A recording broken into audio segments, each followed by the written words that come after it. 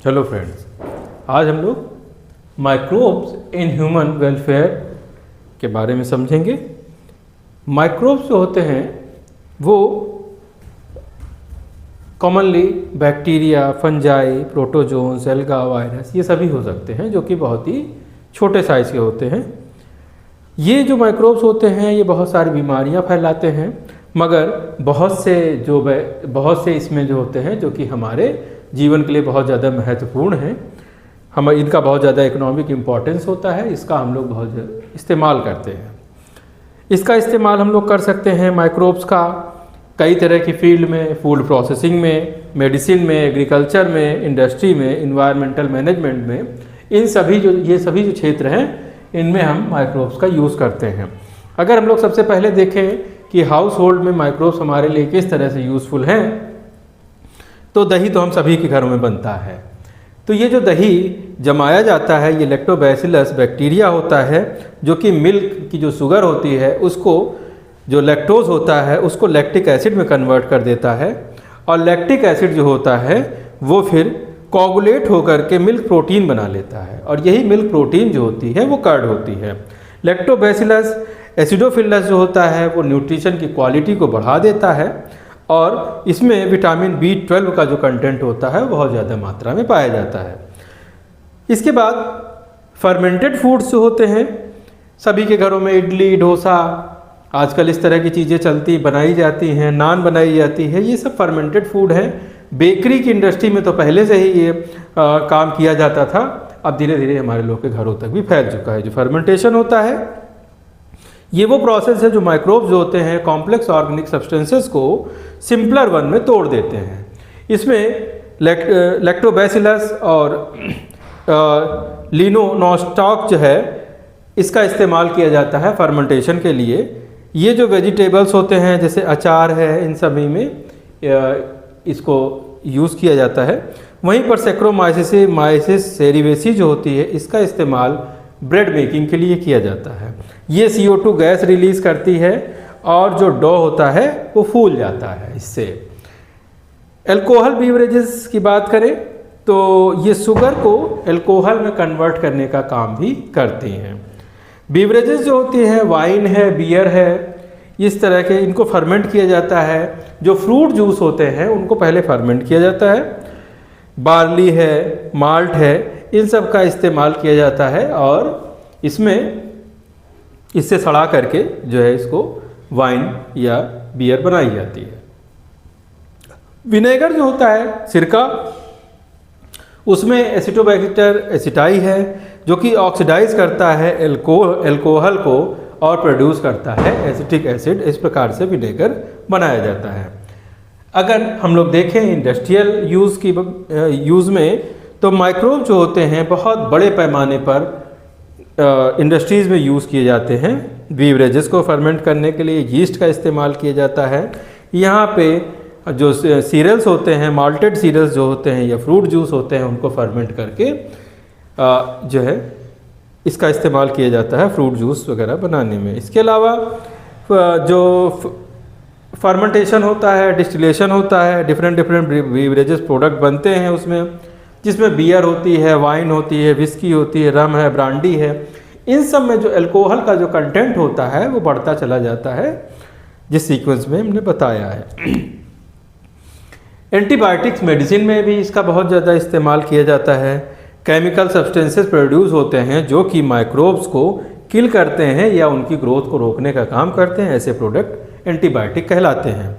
इसमें Penicillium notatum, जिसकी खोज जो है अलेक्जेंडर फ्लेमिंग ने की थी 1982 में। वहीं पर स्ट्रेप्टोमाइसिन गायरिसस है जो कि स्ट्रेप्टोमाइसिन के नाम से जानी जाती है। वहीं पर टेट्रासाइक्लिन और इथ्रोमाइसिन, ये सब भी दवाएं भी इन्हीं चीज़ों से बनाई जाती हैं। इसके बाद बहुत सारे ऑर्गेनिक एसिड हैं फॉर्म किए जाते हैं, जैसे कि सिट्रिक एसिड जो कि एस्परजिलस नाइगर से बनाया जाता है, इसको सॉफ्ट ड्रिंक में यूज़ किया जाता है। एसिटिक एसिड एसिटोबैक्टर से बनाया जाता है, विनेगर में यूज़ किया जाता है। लैक्टिक एसिड लैक्टोबैसिलस से बनता है, और जो कि डेयरी इंडस्ट्री या फार्मास्यूटिकल में यूज़ किया जाता है। ब्यूटारिक एसिड जो होता है वो क्लोस्ट्रीडियम ब्यूटाइलियम से बनता है, जो कि फ्लेवरिंग के लिए यूज़ किया जाता है। और प्लास्टिक इंडस्ट्री में भी इसका इस्तेमाल किया जाता है।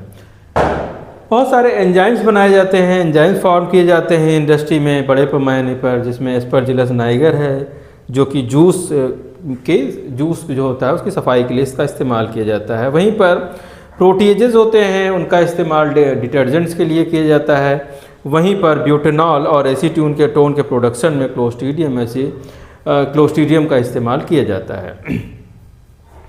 जो माइक्रोब्स हैं उनका सीवेज के ट्रीटमेंट में भी यूज़ किया जाता है। तो सीवेज ट्रीटमेंट में अगर जो है, जैसे कि मान लीजिए कि किसी टेनरी में वेस्ट प्रोडक्ट आ रहा है, तो उसको अगर डायरेक्ट जो है रिवर में डाल देंगे तो वो जो फिश है वहाँ पे जो एक्वाटिक लाइफ है पूरी डिस्टर्ब हो जाएगी, क्योंकि वहाँ पर वो केमिकल्स चले जाएंगे। इसलिए उनको ट्रीट किया जाता है। ट्रीट करके उसको इस लायक बनाया जाता है कि कम से कम वो पीने लायक नहीं हो सके, मगर सिंचाई के लिए या अदर पर्पजेज़ के लिए वो ठीक हो जाए। तो इसके लिए सबसे पहले ट्रीट किया जाता है, उसमें जो लार्ज स्केल पे फ्लोटिंग जो पार्टिकल्स होते हैं उनको फ़िल्टर कर लिया जाता है, सेडिमेंट कर लिया जाता है। इसके बाद उसका बायोलॉजिकल ट्रीटमेंट किया जाता है, जिसमें एरोबिक बैक्टीरिया जो होते हैं वो ऑर्गेनिक मैटर को जो है वो डाइजेस्ट कर जाते हैं। इसके बाद जो स्लग होता है उसमें माइक्रोब जैसे कि जूग्लिया जो है माइक्रोब होता है वो ब्रेक डाउन करता है वेस्ट को तोड़ने का काम करता है। फिर इसके बाद उसको ट्रीट किया जाता है पानी के साथ, और जो नेचुरल बॉडीज़ होती हैं वो वहाँ पर यूज़ किया जा सकता है या इरिगेशन पर्पसेस के लिए उसका इस्तेमाल किया जा सकता है। इसके बाद एनारोबिक स्लग डाइजेशन भी किया जाता है। एनारोबिक माइक्रोब जो होते हैं स्लग को डिकम्पोज कर देते हैं और बायोगैस का फॉर्मेशन करते हैं, जैसे कि मीथेन। बायोगैस के प्रोडक्शन की बात करें तो बायोगैस भी इन माइक्रोब से बनाई जाती है। बायोगैस एक प्रकार का मिक्सचर है जिसमें कि मीथेन और कार्बन डाइऑक्साइड, वाटर, इन सबको मिला करके ये बनती है। ये जो होती है मिथेनोजेनिक बैक्टीरिया जो होते हैं वो जो है एनारोबिक कंडीशन में वर्क करते हैं और ये गैस प्रोड्यूस करते हैं। इसका जो सोर्स होता है काऊ डंग है, एग्रीकल्चर वेस्ट है, सीवेज है, और क्लीन फ्यूल एक प्रकार का होता है। इससे एनवायरनमेंट को कोई नुकसान नहीं होता है। बायोगैस प्लांट जो होता है इसको गोबर गैस प्लांट भी कहा जाता है रूरल एरिया में। माइक्रोब से बायो फर्टिलाइज़र भी बनाते हैं। माइक्रोब जो होते हैं वो बायो फर्टिलाइज़र बनाने के काम आते हैं, जैसे कि नाइट्रोजन फिक्सिंग बैक्टीरिया जिसमें कि राइजोबियम है, एजोस्पाइरिलम, ये जो होते हैं। राइजोबियम जो होता है लेगुमिनस प्लांट में सिम्बायोटिक रूप में रहता है रूट नोड्यूल्स में, वहीं एजोस्पाइरिलम जो होता है वो फ्री लिविंग नाइट्रोजन फिक्सर है। साइनोबैक्टीरिया जिसको कि ब्लू ग्रीन एल्गा कहा जाता है, एनाबिना नॉस्टॉक जो होता है फिक्स करता है एटमॉस्फेरिक नाइट्रोजन को जो धान के खेत होते हैं उसके अंदर, वहीं पर ये सॉइल की फर्टिलिटी को भी बढ़ाने का काम करता है। माइकोराइजा जो है वो एक प्रकार का सिम्बायोटिक एसोसिएशन है जो कि एल्गा और फंजाई के बीच में बनता है या फंजाई और हायर रूट के बीच में बनाया जाता है। वहाँ पे फंजाई जो होता है वो हेल्प करता है फास्फोरस, जिंक, वाटर इनके एब्जॉर्प्शन में, वहीं पर उसके बदले में जो प्लांट होता है उसको न्यूट्रिशन प्रोवाइड करता है। इसका एग्जाम्पल जो है ग्लोमस स्पीसीज जो होती है वो इसका एग्जाम्पल होती है। माइक्रोब जो होते हैं बायोलॉजिकल एजेंट के रूप में भी काम करते हैं।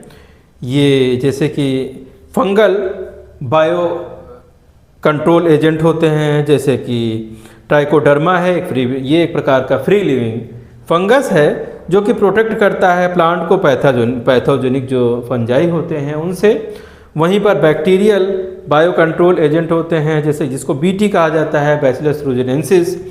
इसका ये एक प्रकार का बीटी टॉक्सिन जो है प्रोड्यूस करता है और जो कि किल करता है जो लार्वी जो होते हैं, जो इंसेक्ट होते हैं मॉस्किटो के या कैटरपिलर के, इनको समाप्त करने का काम करता है। बीटी के बारे में बता दें कि बीटी कॉटन जो है बहुत ज़्यादा पॉपुलर होता है, जिससे कि जो कपास की जो खेती होती थी पहले उसको कीड़े लगने की वजह से बहुत नुकसान होता था।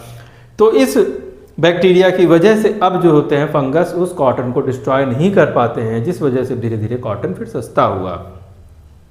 वहीं पर बीटी ब्रिंजल को बनाया गया था। बीटी ब्रिंजल के ऊपर जो बैगन है उसमें बहुत ज़्यादा कीड़े लगते हैं, अंदर से लग जाते हैं। तो बीटी ब्रिंजल को बाद में सरकार ने ये पाया कि हो सकता है कि आगे चलकर कहीं पर हार्म करे, कार्सिनोजेनिक हो, तो उसको फिर बाद में बंद किया गया। इसके बाद वायरल जो है बायो कंट्रोल एजेंट होते हैं जिनका इस्तेमाल बायोलॉजिकल इंसेक्टिसाइड में, कुछ पेस्ट के कंट्रोल करने में और सेफ बेनिफिशियल इंसेक्ट जो होते हैं उनका इस्तेमाल इसमें किया जाता है। माइक्रोब्स का बायोटेक्नोलॉजी में भी यूज़ किया जाता है। माइक्रोब्स को जो है ह्यूमन इंसुलिन बनाने के लिए, ह्यूमन ग्रोथ हार्मोन बनाने के लिए, इंटरफेरॉन बनाने के लिए, रिकॉम्बिनेंट वैक्सीन जो कि हेपेटाइटिस बी की होती है उसके लिए भी इसका इस्तेमाल किया जाता है। वहीं पर एस्चेरिया कोलाई है, एग्रोबैक्टीरियम ट्यूमिफेसियंस है, इसका इस्तेमाल जो होता है वेक्टर की तरह का किया जाता है डीएनए टेक्नोलॉजी में।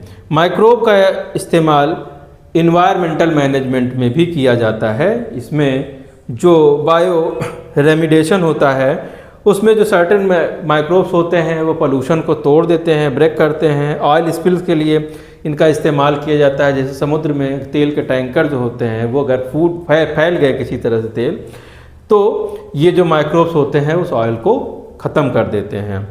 और ये जो होते हैं टॉक्सिक केमिकल या इन्वायरमेंट को क्लीन करने के लिए कई जगह पे इनका इस्तेमाल किया जाता है। कंपोस्टिंग में इनका इस्तेमाल किया जाता है। बैक्टीरिया और फंजाई जो होते हैं ऑर्गेनिक मैटर को न्यूट्रिएंट रिच मैन्योर में कन्वर्ट करने का काम करते हैं। और वेस्ट ट्रीटमेंट में भी मैन्योर का बहुत ज़्यादा इस्तेमाल किया जाता है, जैसा कि हम लोगों ने देखा सीवेज या इंडस्ट्रियल इन्फ्लुएंस को हटाने में। Thank you.